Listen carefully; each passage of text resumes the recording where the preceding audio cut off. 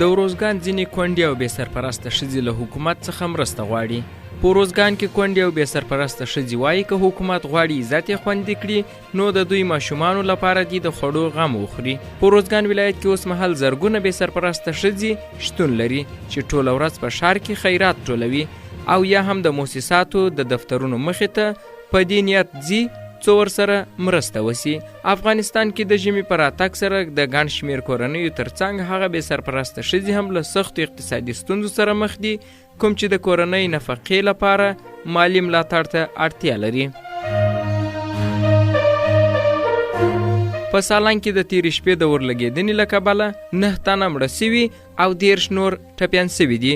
د ټولګټو چارو وزارت ویان حمیدالله مصباح وایي چې تېره شپه شاوخوا 9 بجې د سالنګ تونل کې یو ټانکر د تخنیکي ستونزو له امله اور اخیستی چې له امله یې 9 تنه مړه سوي او 13 نور ټپیان سوي دي. د دفاع وزارت وایي د هوایي ځواک عمومي قمندانۍ له لوري 2 نورې الوتکې ترمیم سوي.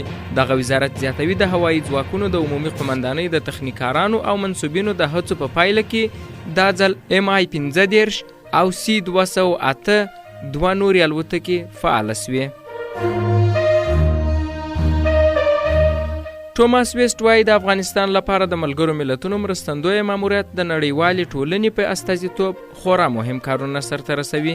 د افغانستان لپاره د امریکا ځانګړی استازی توماس ویسټ وایي د افغانستان لپاره د ملګرو ملتونو مرستندویه ماموریت یا یوناما د نړیوالې ټولنې په استازیتوب خورا مهم کارونه سرته رسوي. ویسټ نن په یو ټویټ کې له واشنګټن څخه د یوناما د مشرې او د افغانستان لپاره د ملګرو ملتونو د سرمنشي ځانګړي استازي روزا اوتونبایوا د کتنې د هرکلي ترڅنګ دغه څرګندونې کړي او ویلي دي چې یوناما حیاتي بشري مرستې رسوي او عملیات یې همغږي کوي، د بشري حقونو د ودې لپاره کار کوي او ټول هیواد کې د اړو افغانانو سره په تعامل کې ده.